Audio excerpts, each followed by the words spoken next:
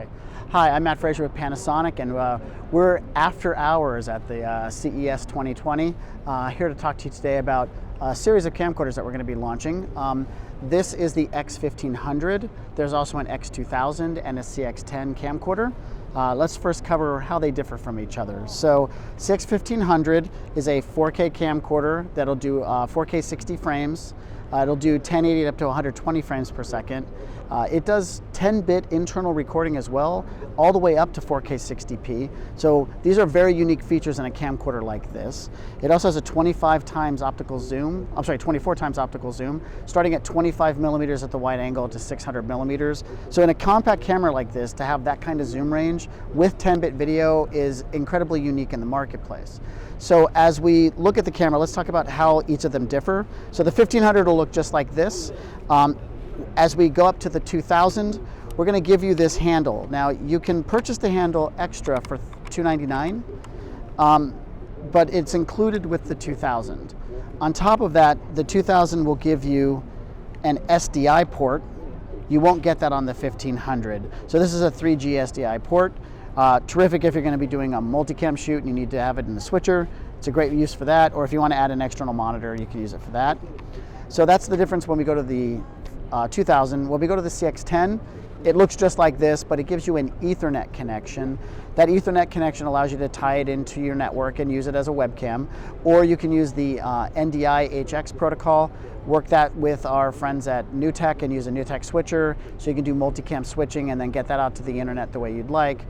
For those of you who don't want to make the investment in NewTek switching solutions, all three cameras have the ability to live stream using the RTMP protocols. So that's nerd talk for the standard protocol that YouTube Live uses and Facebook Live and almost any other live delivery service.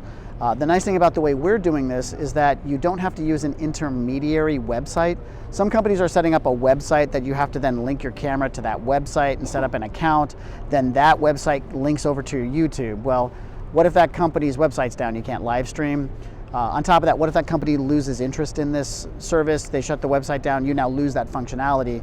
Our camera has the RTMP protocols built right into it. All you have to do is take the URL, the website for your live stream, plug it into the camera, take your password for your Facebook or YouTube, plug it into the camera.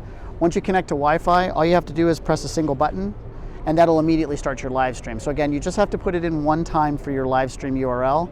Once it's in there, from now on, just press one button and it'll start your live stream automatically. We feel it's the easiest live streaming camera on the market.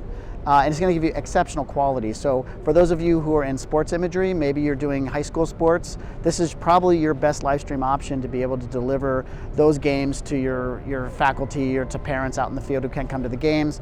It's also terrific for schools that might have arts programs. It's a great way for you to be able to deliver a concert or a play. And the nice thing is that you can kind of hook the parents and grandparents in by letting them see the play. And then you can later on record it. You could also record this at the same time and then go ahead and burn a disc. You can sell the discs to the parents as well. So you can live stream at one time and then have a revenue stream as well. So a really well thought out camera system. One final difference on that CX10, aside from the Ethernet port, is that it will accept not only dual SD card slots, which you can see we have 2 slots here. We also support the ability to use micro P2 cards. So for broadcasters who want to purchase this camera like a CX10, they may have already invested in a P2 workflow because they're working with Panasonic cameras. So these cards will go back and forth with their other P2 cameras, and we'll add some additional video codecs, some 1080 all intra codecs that are called the AVC intra format. So that these cards will work with their players in studio. So you can expect these cameras to ship, depending on model, end of March, beginning of April. Price points will be $1699 for the 1500. You're going to be at $2199 for the 2000, and you're going to be tentatively $2795 for the CX10. Can we see the other side of it? Sure. Okay, wait, what are those ports? So the port we have here is our mic jack. This port's a remote port, so if you're going to put this on a tripod, you can get it. It's Control P, but call it length. That's what everybody knows it as. So you can zoom the camera, you can record pause. This jack is our USB port. For transferring? Yeah, for transferring content, but on the CX10, that's where you'll plug in your dongle that turns it into Ethernet. So that's included in the box. You just plug it in and you'll get an Ethernet port there. Uh-huh. So the back of the camera has our headphone jack. Sorry, that's power, so if you want to power it. The camera comes with what comes with the camera will be a charger that charges the battery in the camera. All three cameras have about 4 hours and 25 minutes of recording time on a single battery charge. But you can also power the camera here or charge the battery.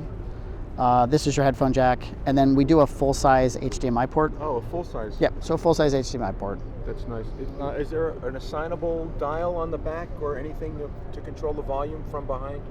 So we have our wheel right here that allows us to switch several different functions, things like iris, but we also have the ability to do the level, your headphone volume here. Headphone volume? What about the mic input volume? Well, with the handle, mic and input volume would be controlled here. Right. Without that, it would be controlled here. Okay. I see. Once this is open and this is on a tripod, is there anything blocking your access to that volume control? Nope, shouldn't be. Tripod plate should be right here, so you'd be fine. Yeah, but I mean here, is there no wires coming out of on that side? No, no wires that come out of this side. Wires would only be out of the back or this side here. Right. Okay. Also, is it a wide angle lens? It's 25 millimeters at the wide angle, so that's about as wide as any camera that's out there. I guess there's a couple that might start at 24 millimeters. But what's important to note is a lot of companies, and you should do some research when you're buying a camera, they'll oftentimes only give you the wide angle rating for 1080p, because when they do 4K, they have to actually crop the sensor because there's not enough processing power for them to do a full wide angle and then downsample the image. So they just they do a center crop of the 4K portion of the sensor. So then your 24 millimeter is really like a 30 or a 35 millimeter lens at 4K. So this will be 25 millimeters, whether it's 1080 or 4K. It's always 25 millimeter at the wide angle. And finally, will SD cards be acceptable? Yes, on all of the cameras you can use SD. Now it's important to note if you're going to take advantage of the highest data rate 4K, which is, this can do an all intra 400 megabit per second 4K. That's better than broadcast quality. That's like post-production quality codecs, so you can color grade them. If you're going to use those, you want to use a card that's got a V rating of 60 or faster. So a V60 or a V90 card.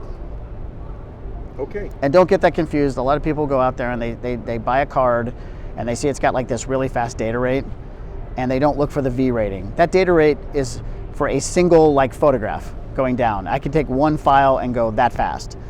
We're asking this camera to write 60 images or 30 images or 24 images every second. Yeah. So that rating doesn't tell you the continuous write speed. It only tells you a one-time write speed. That V90 or V60, that 90 means it guarantees you a minimum of 90 megabytes per second. V60 means a minimum of 60 megabytes per second. So 60 times 8 comes out to, I believe, 480 megabits per second. This camera can write no faster than 400 megabits. So a 60 card is just fast enough at 480 megabits per second to be able to write the fastest codec of this camera. That's why we recommend a V90 or V60.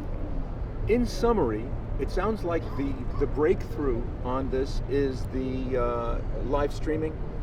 Yeah, I would say that I think the 10-bit and 4K 10-bit is clearly a huge benefit that no other camera offers. To a prosumer. Yeah, but I think for somebody who is looking for a quick and easy way to get high quality streaming content, this is without question the fastest and easiest and cheapest way to do it.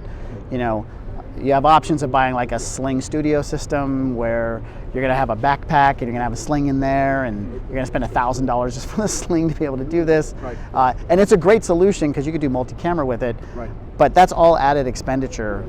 This camera just gets to the internet for you without having to make that extra purchase. If you have Wi-Fi around, what about cases where you don't have Wi-Fi but you do have a cell phone or maybe a cellular modem? Well, it's not going to look, the camera doesn't know whether it's connected to a Wi-Fi hotspot or if it's connected to an internet hotspot or cellular. So it just looks at it as a Wi-Fi connection. So I've used my personal Wi-Fi spot on my iPhone, I'm not going to say the service, but we're not here to promote people. But yeah, I can do that. And one of the cool things is that we can actually down data rate. We can actually sample down the data rates.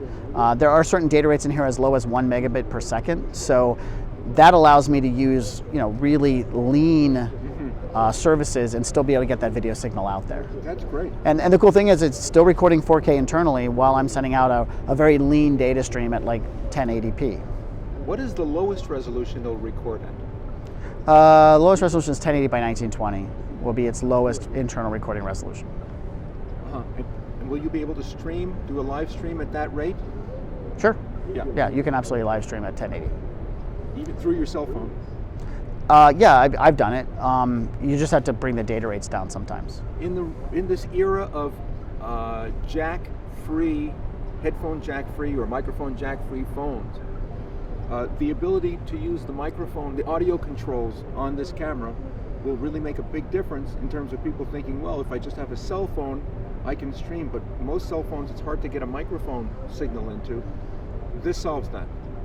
Well, yeah, I mean, obviously there are tools that can be used as workarounds to add shotgun mics and things like that to a smartphone.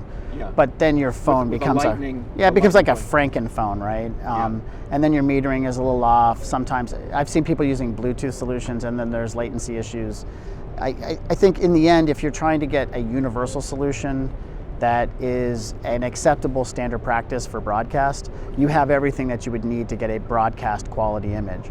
But anybody who's doing live streaming, Panasonic, we're realists. We understand that you have to start someplace. You're going to start with your smartphone, and then the next thing you do is you're going to add the microphone to it with the dead cat, the windsock on the top of it, and you're going to start with that. And then you're going to learn the holes in that workflow pretty quickly as you aren't able to monitor your audio in time with what's going on. So we understand eventually you're going to make the decision to upgrade your production and give a better live stream. We're here to provide you that camera to give you that better live stream.